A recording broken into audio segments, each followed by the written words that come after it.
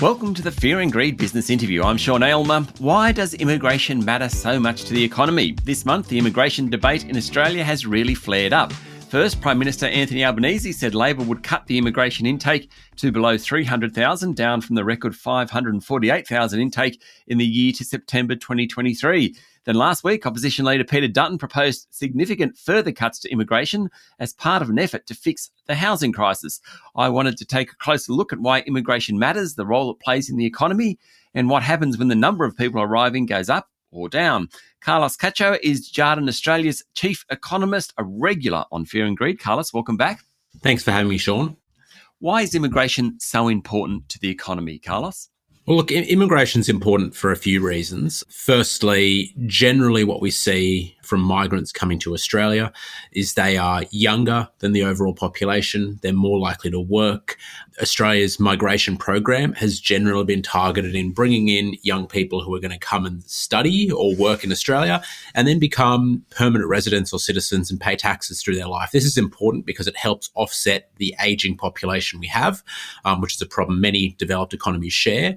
It also brings in new skills. It helps alleviate skill shortages across the economy. And generally, it just supports kind of economic growth. And we can see that in the recent economic activity over the last year where there's been a lot of talk about per capita recession, but in nominal or kind of in real terms, growth has actually held up okay. And even in consumption, where real consumption in the national accounts data has been very weak, but that actually excludes spending of non-residents. And once we exclude that spending from non-residents, so things like temporary international students, working holiday makers, temporary skilled visa holders, consumption is still soft, but it's not nearly as soft as the headline consumption data would have you believe. So it's important for a couple of reasons.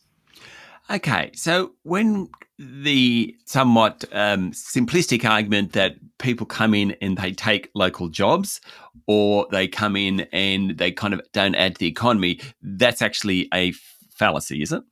Look, generally what the economic data and research shows is in the medium to longer term, migration contributes to the economy. Yes, a migrant coming in is going to take a job, but they're also going to create additional demand that creates more jobs. Often, particularly in the case of skilled migration, these people are coming into areas where we have shortages. So you could think of things like nurses, where we do get quite a high number of nurses coming into Australia. Yes, there are a lot of nurses in Australia already, but we do have a huge shortage of them at the moment. The vacancies for nurses across the economy are close to 10,000. And we're only bringing in, I think the PR intake for nurses is maybe about kind of 1,000 to 1,500. So it's a small share of that. So they do create jobs. They also take jobs. But generally, we do see them as a positive. Where there's a bit more, I think, contentious, you could argue at the lower skilled end. And there it's a bit more difficult. We do know in areas like hospitality, international students and temporary workers are very common. And in that sector as well, we do know there have been historically some issues around underpayment of staff, which might disadvantage local Australians in these industries. So if a restaurateur has the option to employ a student on a lower than award wage, it's going to make it harder for a 20-year-old uni student from Australia to get that same job if they kind of know their rights or don't want to be paid those below market rates. But generally, it's a positive. Yeah, you can't blame overseas people coming to Australia for that, because that's just illegal activity by the owner of the restaurant or whatever. Exactly, yeah. Okay, so the other thing I just want to mention is housing, because they talk about solving the housing crisis by reducing immigration. Is there something in that? Look, if we think about the current housing crisis, at its core, essentially what we've seen over the last few years is demand has outstripped supply.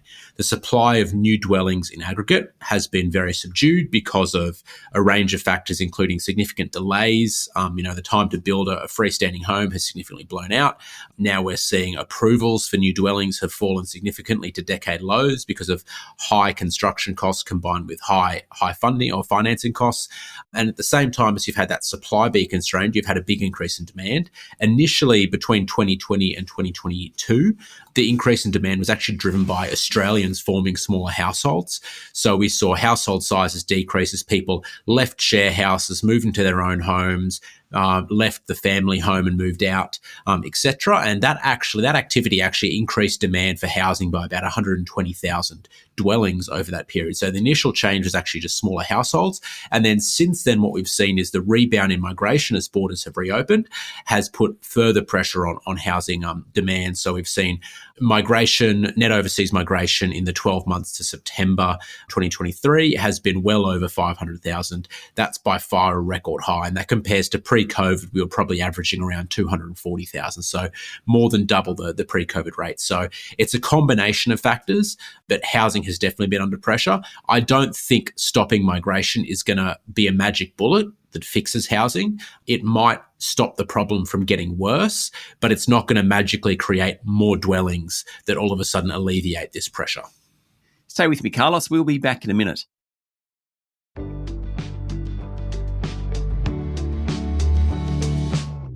I'm speaking to Carlos Cacho, Chief Economist at Jarden Australia. So is there a right number then when it comes to migration? I know it's a very political question, and let's park whatever the government and opposition are saying.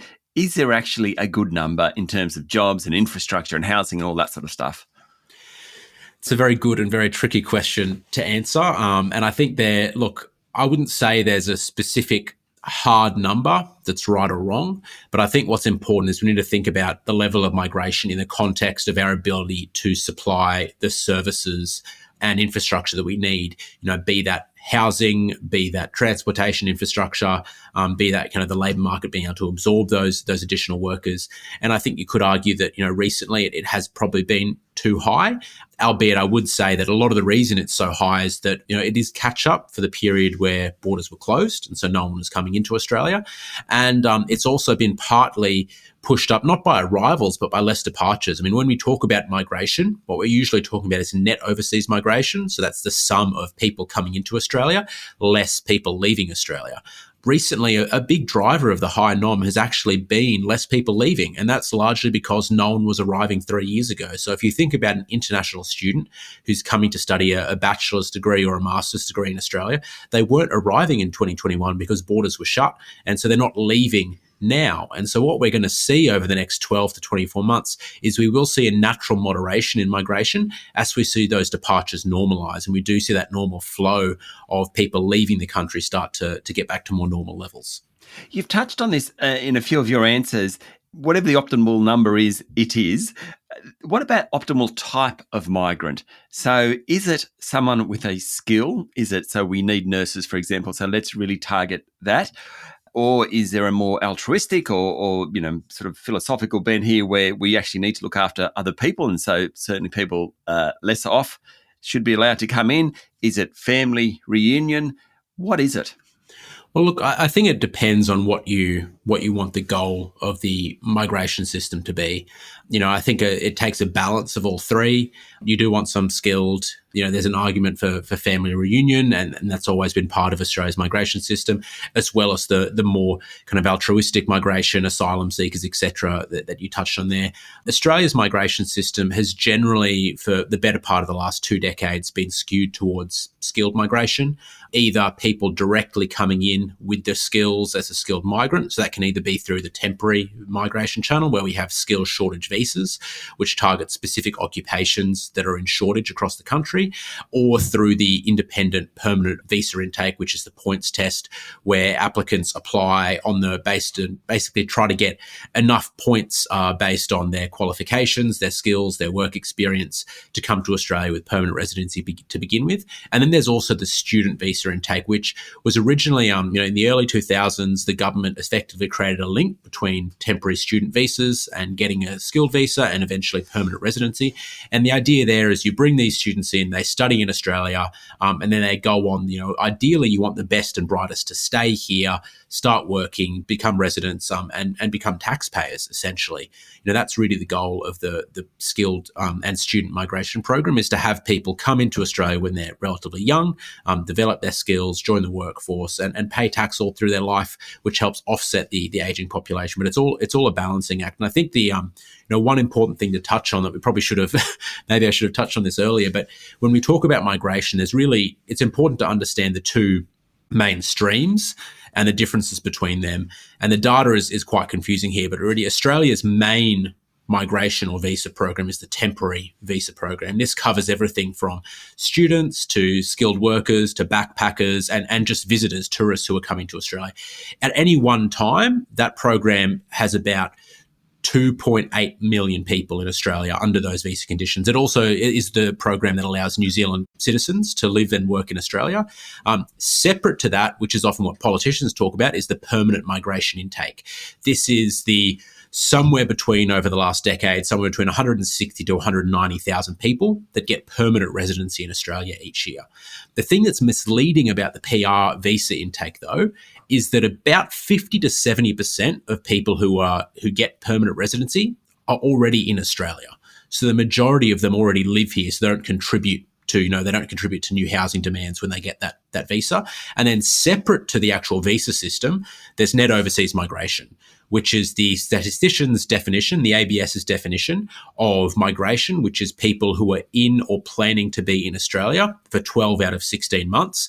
And this includes students who are coming to study in Australia for the next 3 years. It includes workers coming on skilled visas, or it could include, family members coming for an extended visit, or expats returning to Australia. So there's a lot of different data which has different definitions, which makes the debate particularly confusing often in the media.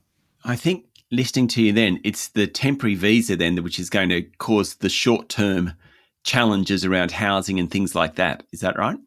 Yes, absolutely. And that's what we've seen over the last few years, is that already the last 2 years, is that it's this rebound in temporary visa holders, particularly students. At the moment, if we add up students and temporary graduate visas, there's about 900,000 of them in Australia. And that's really what's put this additional pressure on housing and on services and been the lightning rod for political debate. Carlos, thank you for talking to Fear and Greed. Thanks for having me, Sean. That was Carlos Cacho, Chief Economist at Jarden Australia. This is the Fear and Greed Business Interview. Join us every morning for the full episode of Fear and Greed, Australia's best business podcast. I'm Sean Aylmer. Enjoy your day.